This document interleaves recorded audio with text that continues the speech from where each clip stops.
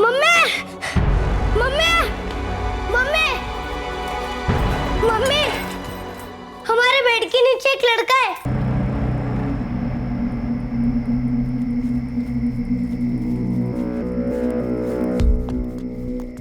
गए पुलिस के पास। पुलिस घर आई थी क्या? सादे कपड़ों में थी, पर उनकी शक्ल पर लिखा था वही है। फोन वोन टैप किए होंगे? हाँ, किए ही होंगे। ठीक है, अभी हमें कुछ नहीं करना है। जल्दबाजी में हमें कोई भी गलत कदम नहीं उठाना है। यही सही रहेगा। चुपचाप बैठे रहते हैं। हमें कौन सी ट्रेन पकड़नी? 4 साल पहले 2013 में आ गया। तो जब एक दिन मैं स्कूल से आया, मैंने पहली बार रजत को देखा। तब मुझे समझ ही नहीं आया था कि वो हमारे घर में आया कैसे। मम्मी, मम्मी, मम्मी, मम्मी, हमारे बेड के नीचे एक लड़का है। पता है मुझे लकी बेटा। पता है? वो कौन है मम्मी? तू ऐसा कर, उधर देखी मत। तू ऐसे सोच कि जैसे बेड के नीचे कोई नहीं है। मैं ऐसा क्यों सोचूं मम्मी?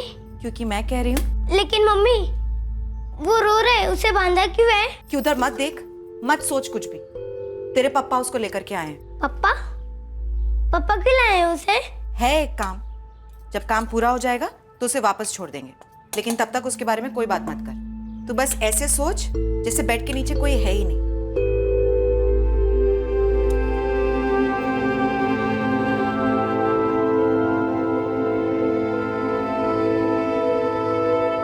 चौदह मार्च 2013 को जब रजत स्कूल से घर नहीं लौटा, हमें उस वक्त अंदाजा नहीं था कि रजत का अपहरण हुआ है। हमें खबर नहीं थी कि अपहरण क्यों हुआ है, किसने किया है और रजत किस हाल में।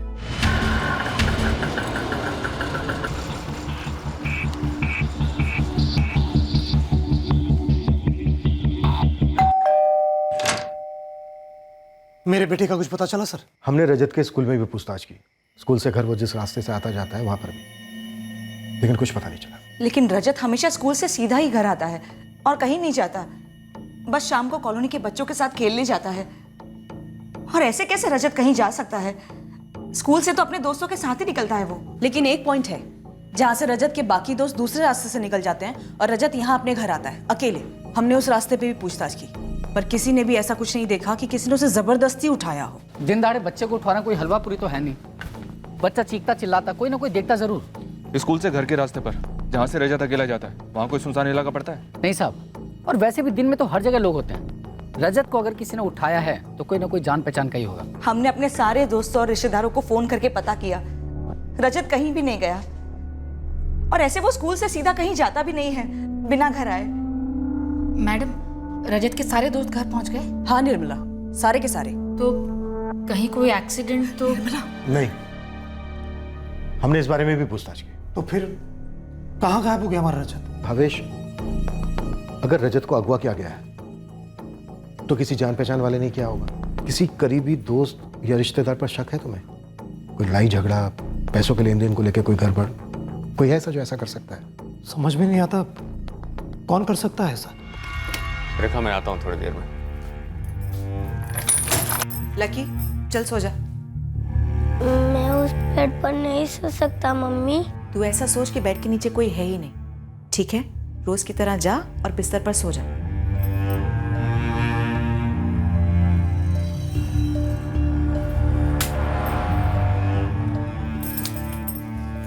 चुपचाप सो जा, समझा?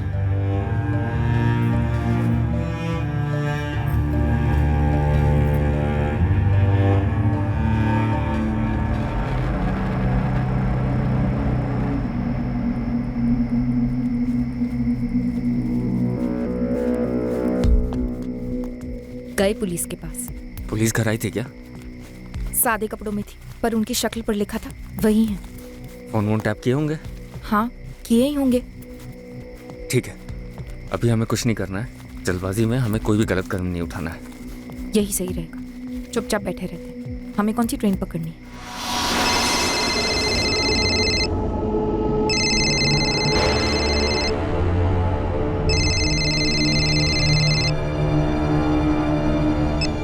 हेलो, भावेश मेहता, कौन बोल रहा है? अपने बेटे को देखना है तुझे। कहाँ है रजत? कौन हो तुम? क्या चाहिए तुम्हें? 75 लाख। 75 लाख? देखिए भाई, मेरा इमिटेशन ज्वेलरी का एक छोटा सा बिजनेस है। आपको बहुत बड़ी गलतफहमी हुई है।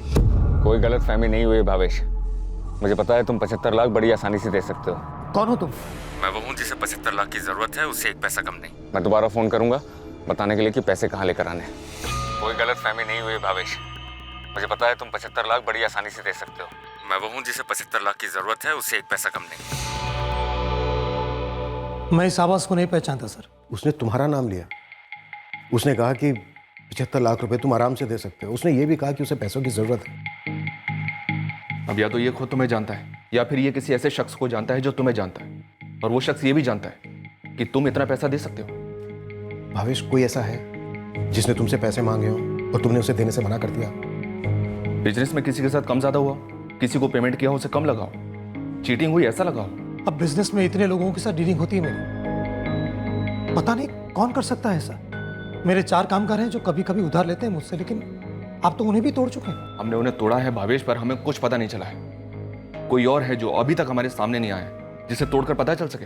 देखो भावेश, जितने लोगों के साथ तुम्हारी डीलिंग होती है, जो तुम्हारे बिजनेस के बारे में जानते हैं, वो ये जान सकते हैं कि आपातकालीन स्थिति में एक वक्त में तुम कितना रोकड़ा खड़ा कर सकते हो। याद करो भावेश, कौन है तुम्हारे इतना करीबी जिसे पैसों की जरूरत है, जो इतना लोन नहीं ले सकता, तुमसे उधार नहीं मांग सकता, लेकिन ये किडनैपिंग करके ऐंठ सकता है, ऐसा ख्याल पाल रहा है। भावेश, अपना पूरा ध्यान लगाकर सोचो कौन हो सकता है।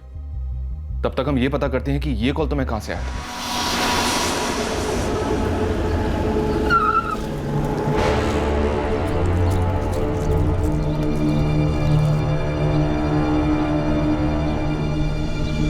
सर वो कॉल आउट ऑफ सूरत से थी, पर लोकेशन एकदम सुनसान जगह थी। जगह बहुत सोच समझ कर चुनी गई थी सर। और नंबर किसके नाम पर रजिस्टर्ड है? कोई प्रहलाद पटेल है भरूच से। सब मैं वही जा रही हूँ। भरूच का नंबर और कॉल सूरत से। देखो, ये प्रहलाद पटेल सच में है या सिर्फ कागज पे जिंदा है, वो भी जाली? रजत की मम्मी की हालत बहुत खराब है, डिप्रेशन में चली गई है वो। निर्मला, तुम कब से पड़ोसी हो इनके? इस दिवाली पे 5 साल हो जाएंगे सर। अदिति बहन और भावेश भाई दोनों जान छिड़कते हैं रजत पर दोनों ही किसी जानी दुश्मन के बारे में कुछ नहीं बता पा रहे। निर्मला, क्या तुम बता सकती हो ऐसा कोई है? नहीं सर, पूरी कॉलोनी में यही बात हो रही है कि इतने अच्छे लोगों के साथ ऐसा कैसे हो सकता है। फिर देखो तो ये बात भी सच है कि भावेश भाई की माली हालत काफी अच्छी, पूरी कॉलोनी में सबसे अमीर परिवार है। कॉलोनी में किसी के साथ कोई रंजिश या ऐसा कोई जो हाल ही में घाटे में गया? अच्छा, ये चंदा भाई भावेश के यहाँ घर काम करती है। आप चंदा पे शक कर रहे हैं? हमने चंदा और उसके पति से काफी पूछताछ की अपने अंदाज में, पर कुछ निकला नहीं। मुझे तो पूरी कॉलोनी में किसी पर भी शक नहीं है, और चंदा पर तो बिल्कुल भी नहीं। वो मेरे यहाँ भी काम करती है। इनमें से कौन हो सकता है जतिन भाई? अनुज भाई, सबको करीब से जानते हैं हम सालों से। सबके साथ हमारे धंधे के रिलेशन है। ऐसे कैसे किसी पर शक करें हम? समझ में नहीं आता, मेरे बेटे पर ऐसी दुश्मनी कौन निकाल रहा है?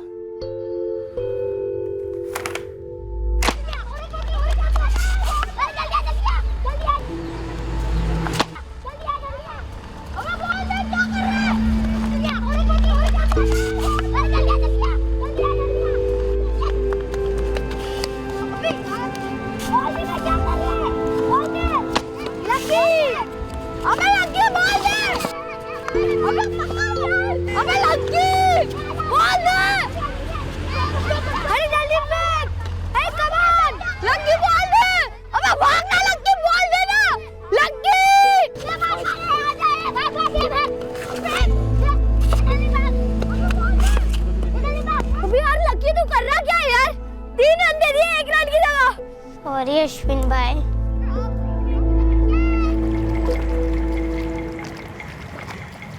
जी हाँ, मैं ही हूँ प्रहलाद पटेल। और कल तो मैं सूरत गया ही नहीं हूँ। कल तो क्या, मैं तो 1 महीने से सूरत नहीं गया हूँ। ये आईडी आपकी है? हाँ, ये आईडी मेरी। ये नंबर आपका है? नहीं, ये नंबर मेरा नहीं है। पर ये सिम कार्ड तो आपके नाम पे रजिस्टर्ड है। कैसे? कैसे मतलब, मुझे क्या पता। मैडम, मेरा नंबर तो 4449087009 है। आप अपने मोबाइल से फोन लगाइए, यहाँ पर ही लगेगा। कल इस नंबर से सूरत में एक फिरौती का कॉल आया है। एक बच्चा अगवा हुआ है। मैडम, मेरा यहाँ अच्छा खासा डेयरी का धंधा चल रहा है, और आप कहाँ मुझ पर ये किडनैपिंग वगैरह का चार्ज लगा रही हैं। जाहिर सी बात है किसी ने मेरे नाम का गलत इस्तेमाल किया है।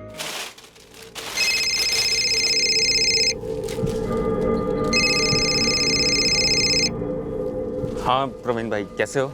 मैं ठीक हूँ जयराम, तू कैसा है? हाँ बस ठीक हूँ, चल रहा है। सब ठीक ठाक चल रहा है ना जयराम? हाँ सब ठीक चल रहा है। क्यों भाई? नहीं ऐसे ही पूछ रहा हूँ, घर में सब ठीक ठाक तो है ना? प्रवीण भाई ऐसे क्यों पूछ रहे हो? नहीं वो अश्विन बता रहा था कि लकी कुछ खोया खोया सा रहता है जब खेलने आता है। घर में कोई मसला तो नहीं है ना? नहीं प्रवीण भाई, कोई मसला नहीं है। और मसला मतलब कौन सा मसला पूछ रहे हो? अरे ऐसे ही पूछ रहा हूँ जयराम, तेरा काम कैसा चल रहा है? नए ऑर्डर मिले कुछ? अभी नहीं भाई, ट्राई चल रहा है। कुछ पैसे तो नहीं चाहिए? नहीं भाई। देख अगर जरूरत हो तो सामने से बोल देना। ऐसे मेरा काम बहुत अच्छा तो नहीं चल रहा है, लेकिन कुछ ना कुछ निकाल दूंगा तेरे लिए। जी भाई।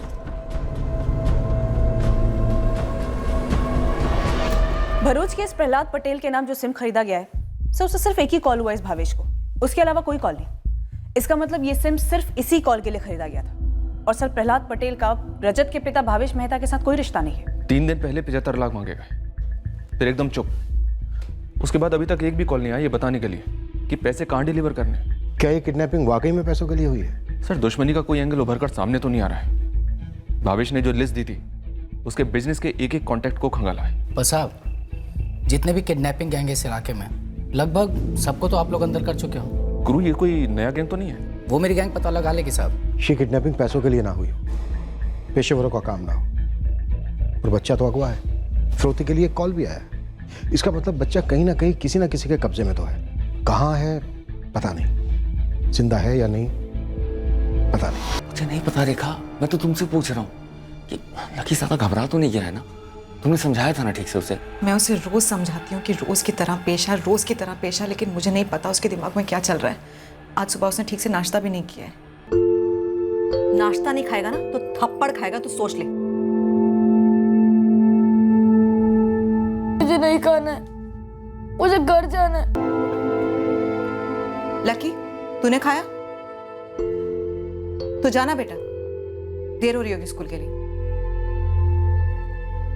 और बाद में मैंने देखा कि प्लेट वैसे की वैसे रखी है। सुनिए ना, आप एक बार लकी से बात कर लीजिए। अगर उसने घबराहट में आकर के किसी को कुछ बोल दिया तो हमारी खैर नहीं है।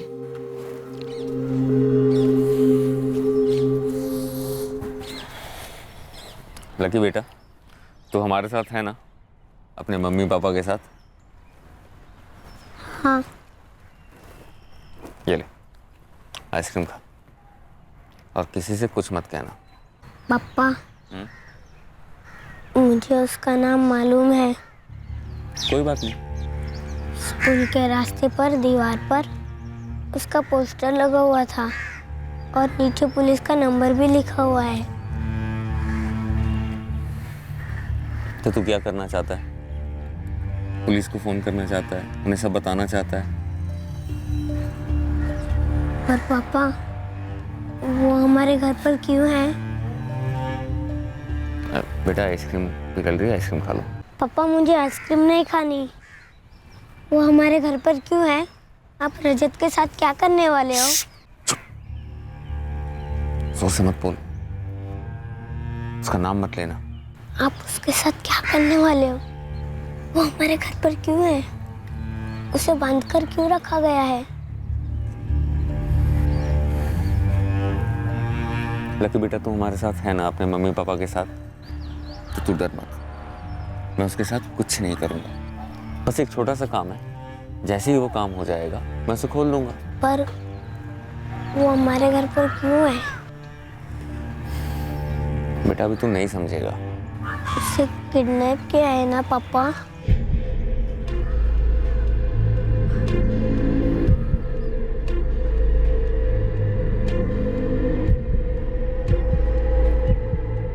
देख, अभी के लिए बस इतना समझ ले कि मैं उसे कुछ नहीं करूंगा, लेकिन तब तक तू चुप रहेगा। अश्विन भाई से, बड़े पापा से कुछ नहीं बोलेगा। स्कूल में भी इसके बारे में किसी से बात नहीं करेगा। अगर तू करेगा तो तकलीफ में कौन आएगा? आप और मम्मी। हाँ, बस तू मुझे और मम्मी को तकलीफ में देख सकता है? तो तू चुप रह, नॉर्मल रह। आइसक्रीम खाना। फिर भी मैं डरा हुआ था, बहुत डरा हुआ था। मैं उस कमरे में जाने से भी डरता था। वो हमेशा बेड के नीचे होता था। मैं रोज सोचता, काश रजत अपने घर जा पाए, जैसे वो हमारे घर आया था अचानक, ऐसे ही अचानक गायब हो जाए। मैं बीच बीच में देखता भी था, ये सोचकर कि रजत चला गया होगा। लकी, तुझे कितनी बार बोला है मैंने, बेड के नीचे मत देखा कर। ये घर कब जाएगा मम्मी? तू उसकी फिक्र मत कर, वो हम देख लेंगे, भेज देंगे उसे। लेकिन तब तक तू रोज की तरह क्यों नहीं रह सकता लकी? चल जा, बाहर जाके खेल जा। मैं रोज भगवान से प्रार्थना करता, रजत को वापस उसके घर भेज दे भगवान, जल्दी वापस भेज दे। कल सुबह 10 बजे कपड़ा मार्केट में पैसे लेकर आ जाना। और देख, बोलने की जरूरत नहीं है, फिर भी बोल रहा हूँ, कोई भी चालाकी की ना तो तेरा बेटा रजत खत्म। नहीं नहीं, देख भावेश, पैसे वापस कमाए जा सकते हैं, मरा हुआ बच्चा वापस नहीं आ सकता। एक बार मेरी बात करा दो रजत से, वीडियो कॉल करा दो। रजत की माँ बहुत बेहाल है, बोलना बंद कर दिया। अरे तो मैं भी बेहाल हूँ भावेश, फिर भी 75 लाख से 50 लाख पे आ गया हूँ। इतना रहम किया ना, अब बात को खींच मत। कल मेरे 50 लाख मेरे पास होंगे तो तेरा बेटा रजत तेरे पास होगा, सब तेरे हाथ में है। कल सुबह ठीक 10 बजे कपड़ा मार्केट। सर कॉल ट्रेस हो गई है, अपने सूरत से ही था, वराछा के पास। टीम एग्जैक्ट लोकेशन भेज रही है सर। निकलो तुरंत। करीब 6 हफ्ते बाद उसने पैसों के लिए फोन किया है। भगवान करे कल वो पकड़ा जाए। मैंने पैसे रेडी रखे हैं सर, मैं तो 75 लाख देने को भी तैयार हूँ। तोल मोल तो मैंने आप लोगों के कहने पर किया। मुझे मेरा बेटा वापस चाहिए सर, और कुछ नहीं। वही होगा भावेश, रजत मिलेगा, जरूर मिलेगा। भावेश, कल हम तुम्हारे साथ नहीं जाएंगे, लेकिन कपड़ा बाजार की भीड़ में हम भी होंगे, तुम पर नजर रखें। उसने कपड़ा बाजार में कोई एग्जैक्ट ठिकाना नहीं बताया, मतलब साफ है वो उस एरिया से अच्छी तरह से वाकिफ है और जरूर तुम्हें पहचानता है। फर्क नहीं पड़ता सर, वो पहचाने ना पहचाने, मुझे मेरा बेटा वापस चाहिए। 6 हफ्ते हो गए सर। 6 हफ्ते गुजर गए, क्या वो पैसे लेने आएगा? सर मुझे लगता है वो आएगा। आदमी शातिर है, जगह सोच समझकर चुनी है उसने। ये कपड़ा बाजार पुरानी दुकानों से भरा पड़ा है सर, और ज्यादातर दुकानों पर सीसीटीवी नहीं है। सर किडनैपर ने इतना वक्त जाने दिया शायद ये सोचकर कि इस दौरान पुलिस भी थोड़ी ठंडी पड़ जाएगी। ये गेम क्या है? संदिग्धों की लिस्ट क्यों नहीं है अभी तक हमारे पास? लिस्ट तो छोड़ो, एक भी संदिग्ध नहीं है। कुछ ना कुछ तो छूट रहा है हमसे, कहीं ना कहीं तो चूक रहे हैं हम। फिर से सुनसान जगह से फोन किया किडनैपर ने, मैं अभी वहीं हूँ। सुन योगेश, बाकी सारे काम एक तरफ करो, इस नंबर की डिटेल निकाल के दे मुझे अभी के अभी। कहीं पुलिस को पता तो नहीं चल गया ना? बात तो करो। हेलो, जयराम परमार। हाँ, आप कौन? दिनेश देसाई बोल रहा हूँ, आपके बड़े भाई परवीन ने मुझे नंबर दिया था। हाँ, दिनेश भाई, बोलो बोलो। वो क्या है ना कि एक नई दुकान खरीदी है, उसका फर्नीचर बनवाना था, कब मिल सकते हो? दिनेश भाई, आज और कल थोड़ा टाइट है, परसों मिले क्या? कल नहीं मिल सकते? अगर कल मिल लेते तो अच्छा रहता, थोड़ा अर्जेंट है। नहीं दिनेश भाई, परसों ही हो सकता है, कल थोड़ा ज़रूरी काम है। देखो अगर कल टाइम निकाल सकते हो तो कल आ जाओ, वरना परसों, लेकिन परसों पक्का। हाँ, परसों का एकदम पक्का है। 9:30 बजे सुबह मिलता हूँ मैं परसों। एड्रेस तो बोलो। प्रवीण भाई ने नया काम दिलाया है। अभी आप कहाँ काम उठा रहे हो? पहले ये मामला तो निपट जाए। एक तो ये जिद्दी रजत कुछ भी नहीं खा रहा है, इतना कूटने के बाद भी मुंह नहीं खोलता है, और हमारा लकी भी सुन नहीं रहा है, बार बार जाकर के बेड के नीचे झांकता है। मुझे डर लग रहा है कि अगर कुछ बोल दिया उसने, किसी के सामने कुछ उगल दिया तो। उम्मीद करता हूँ कल के बाद रजत को दोबारा नहीं देखना पड़ेगा।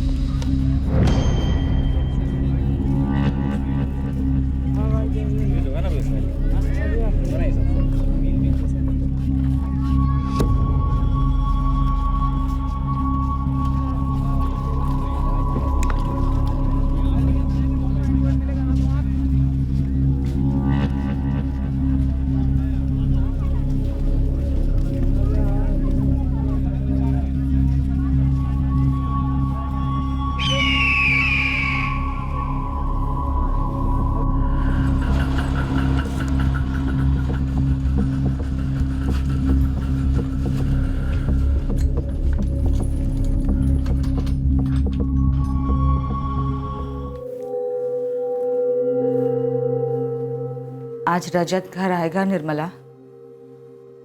प्रार्थना कर रही हूँ अदिति बहन। और भावेश भाई गए हैं ना पैसे लेकर? देखना, ये संकट भी टल जाएगा और अपना रजत बहुत जल्दी घर आ जाएगा। तुमने तो कहा था कि रजत आज अपने घर जाने वाला है, पर वो तो वहीं पर है। अभी उसका टाइम हुआ नहीं है जाने का। तुमने और पापा ने रजत को किडनैप क्यों किया है? लकी, बेटा तू नहीं समझेगा। तेरे पापा और मैं एक बुरे वक्त से गुजर रहे हैं, लेकिन आज शायद वो बुरा वक्त खत्म हो जाएगा। पापा को लौटने दे, काम हो जाता है तो हम रजत को जाने देंगे। वो हमारे लिए कुछ मायने नहीं रखता बेटा, लेकिन प्लीज तब तक शांति से बैठा रहे।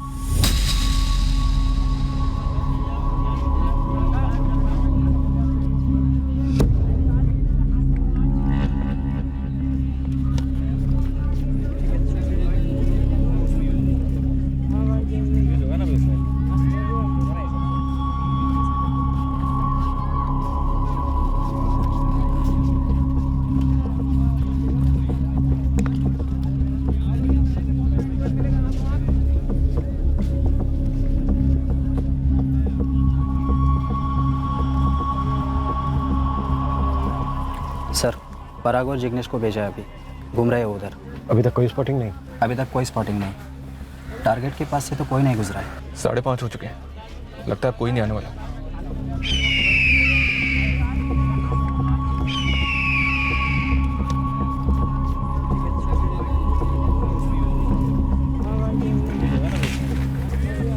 पुलिस की तरह मंडराना कब बंद करेगी?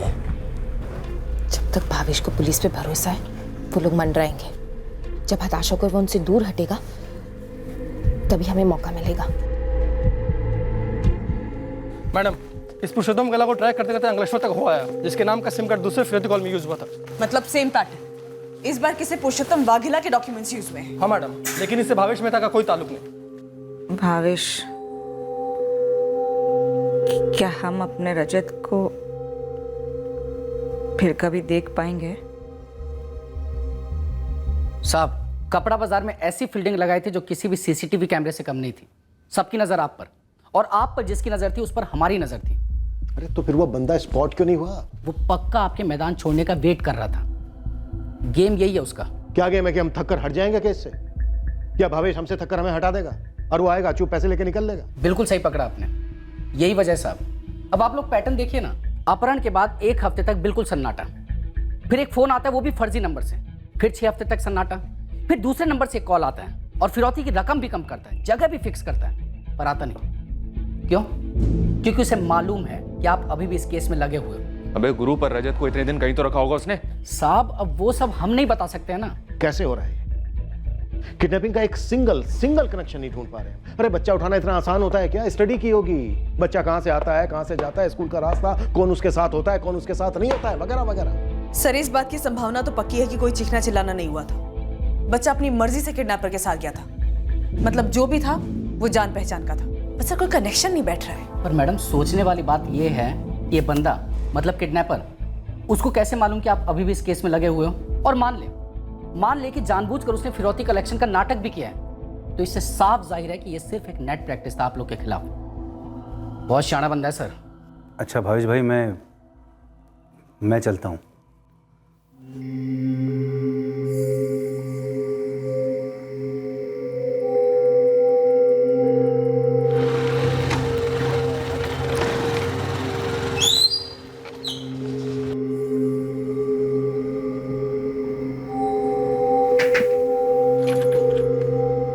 जयराम, ऐसा भी क्या बिजी हो गया तुम्हें? ना मेरा फोन उठा रहा है, ना दिनेश भाई का फोन उठा रहा है। रवीन भाई, मैं शायद दिनेश भाई का काम नहीं उठा पाऊंगा। मैं आपसे बाद में बात करता हूँ भाई। दरअसल में कुछ अर्जेंट काम निकल आया है। जयराम, चल क्या रहा है? कुछ नहीं चल रहा है। क्यों?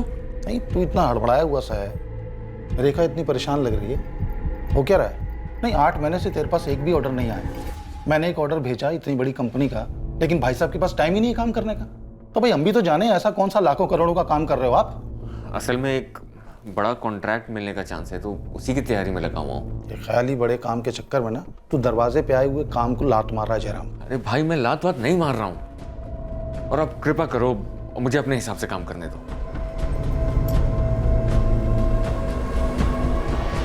10 साल पहले जब ममता ने तुझे छोड़ा था और तेरे ऊपर दहेज का केस ठोका था और मुझे भी साथ में घसीटा था, तो कितनी मुश्किल से मैंने खुद को और तुझे उसमें से निकाला था। गड़े मुर्दे क्यों उखाड़ रहे हो भाई?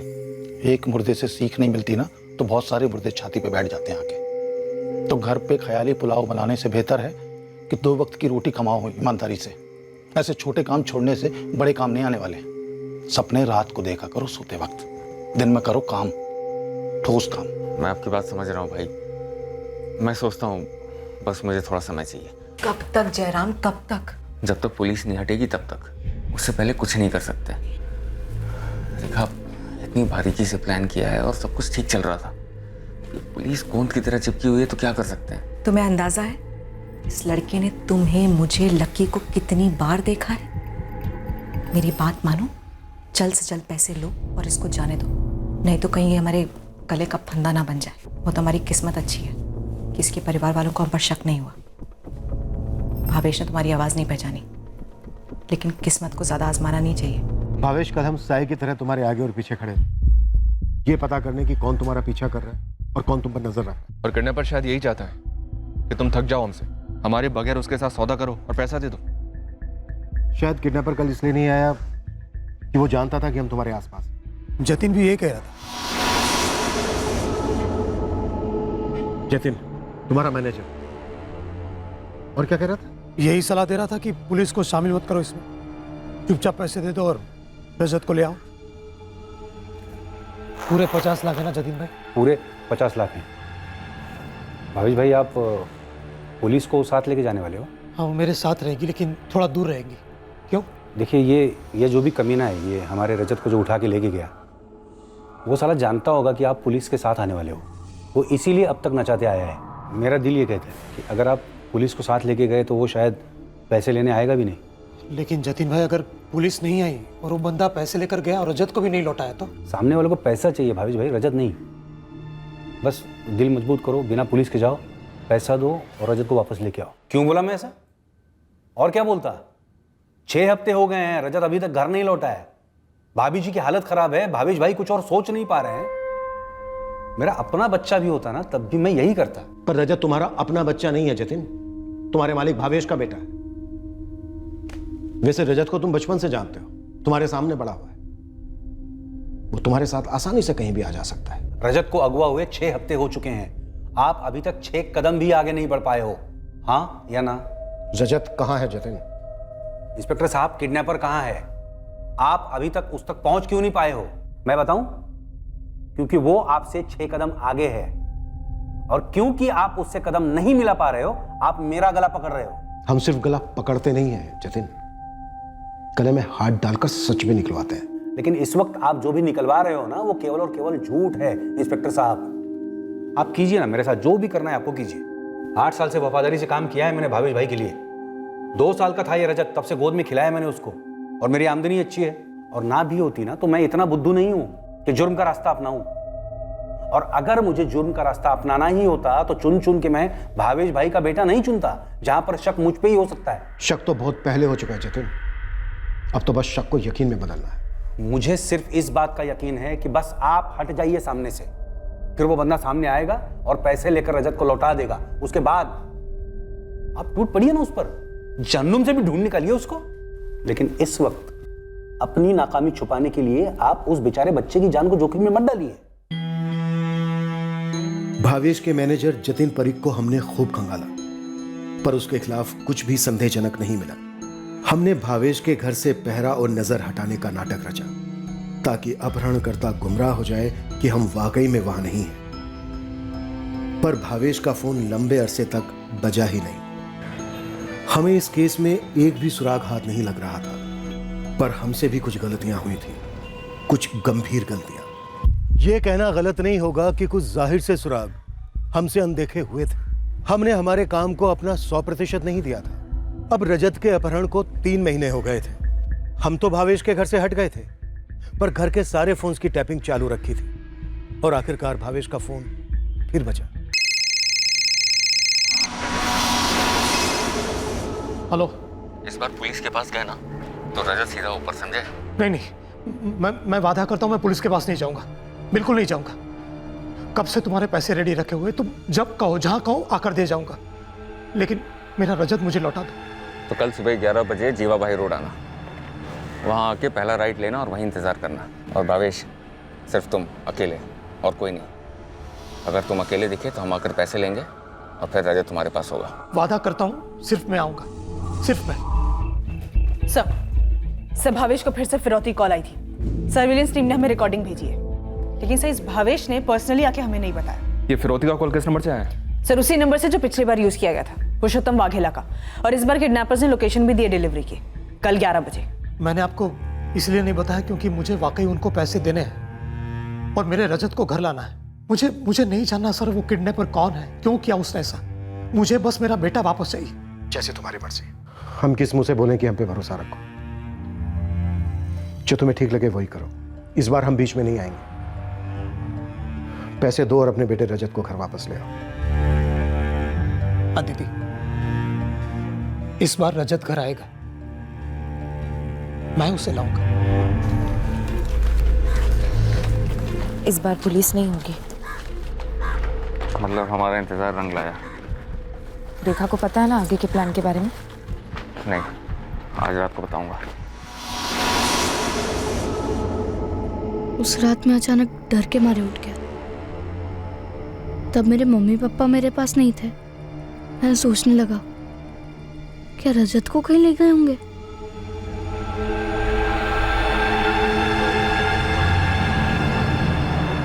मुझे उस कमरे में अकेले में डर लग रहा था।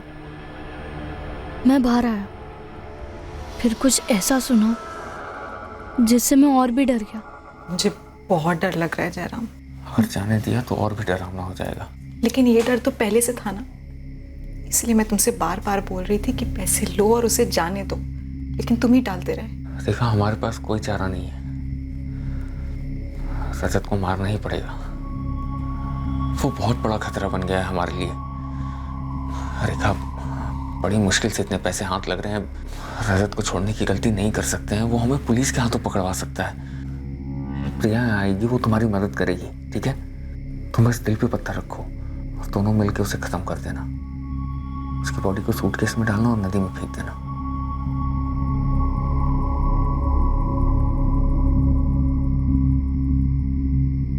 मैं नहीं चाहता था कि रजत मरे, पर मुझे समझ ही नहीं आ रहा था कि मैं उसे कैसे बचाऊं। ऐसे कैसे तुम्हारे पेट में अचानक से दर्द होने लगा? मुझे क्या मालूम मम्मी। कोई बात नहीं, मैं दवाई देती हूँ, लेकिन स्कूल जाना ही पड़ेगा। मुझे नहीं जाना, मुझे घर पर रहना है, आराम करना है। नहीं, स्कूल जाना ही होगा। तुम वापस आओ, मैं डॉक्टर के पास लेकर के जाऊंगी। तो अभी ले चलो ना डॉक्टर के पास। लकी, सर मत खा, ऐसा भी कुछ नहीं हुआ है तुझे। चुपचाप बैग ले और स्कूल जा।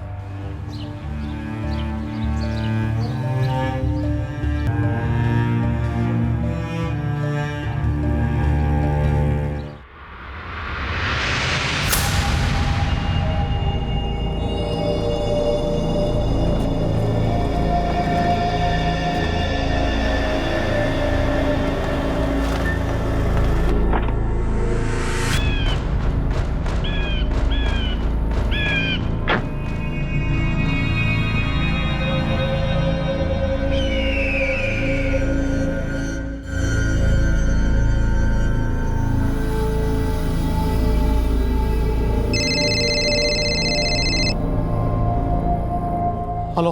अकेले हो ना भावेश? हाँ, मैं बिल्कुल अकेला हूँ। ठीक है, मेरा आदमी तुम्हारे पास बाइक रोकेगा, तुरंत पैसे उसके हाथ में दे देना। और रजत? जैसे ही मेरे आदमी के हाथ में पैसे आएंगे, मैं अपनी टीम को फोन कर दूंगा। 10 मिनट में रजत अपने घर पे होगा। ठीक है, भेजो अपने आदमी को, मैं यहीं खड़ा हूँ।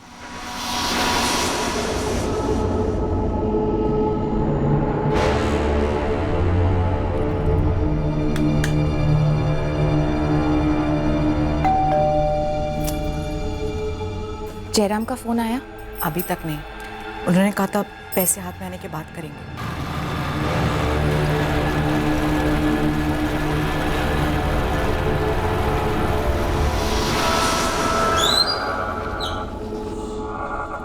मेरे बच्चे को जल्दी भेजना प्लीज।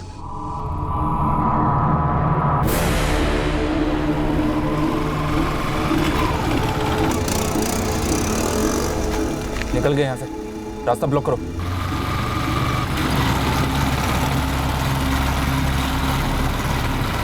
हाँ, रजत घर आया? अभी तक तो नहीं भावेश भाई।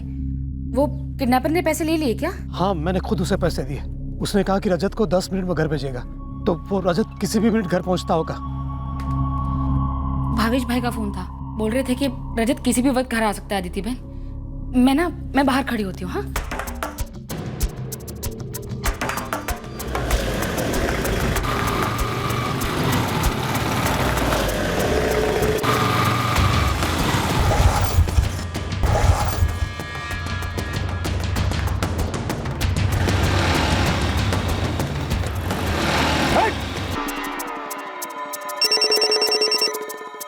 हाँ निर्मला, पैसे हाथ में आ गए हैं। बच्चे को खत्म कर दो।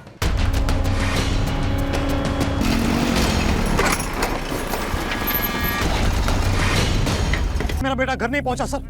कहाँ है मेरा बेटा? बहुत रजत का है। जयराम तू? बात कर, मैं बड़े पापा से बात कर। हेलो हेलो बड़े पापा। लकी, कहाँ हो तुम बेटा?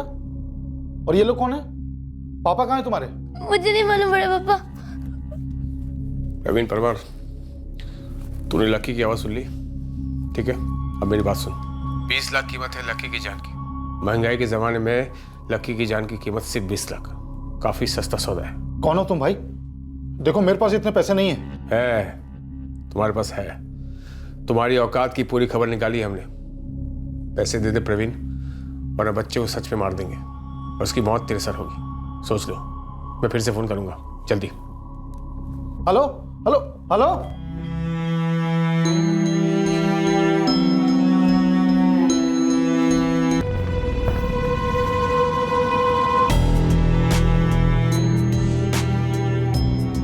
बच्चा कहाँ है? रजत कहाँ है?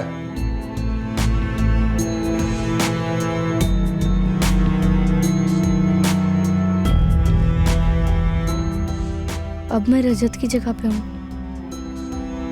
मुझे यहाँ नहीं रहना है। मुझे घर जाना है। मुझे मेरे मम्मी पापा के पास जाना है। लकी के अपहरण का केस भी हमारे ही पास आया। फिर एक छोटे लड़के की जान खतरे में थी। हम रजत के केस में बुरी तरह चूके थे, लेकिन हम वो गलतियां कतई दोहराना नहीं चाहते थे। रजत के साथ क्या हुआ था, लकी के साथ क्या होने वाला था? बच्चों का अपहरण न सिर्फ बच्चों और उनके माँ बाप को भयंकर तकलीफ देता है, बल्कि गुनहगारों के घर वालों की जिंदगी भी दुश्वार कर देता है। इस केस में खासकर ऐसा हुआ था। कल के एपिसोड में हम आपको दिखाएंगे कि कैसे रजत का अपहरण करता रजत के पापा भावेश मेहता की पहचान का था, पर भावेश को पता ही नहीं चल पाया। और लकी के अपहरण के पीछे किसका हाथ था? इन सभी जवाबों के साथ कल मिलते हैं क्राइम पेट्रोल सतर्क में। जय हिंद।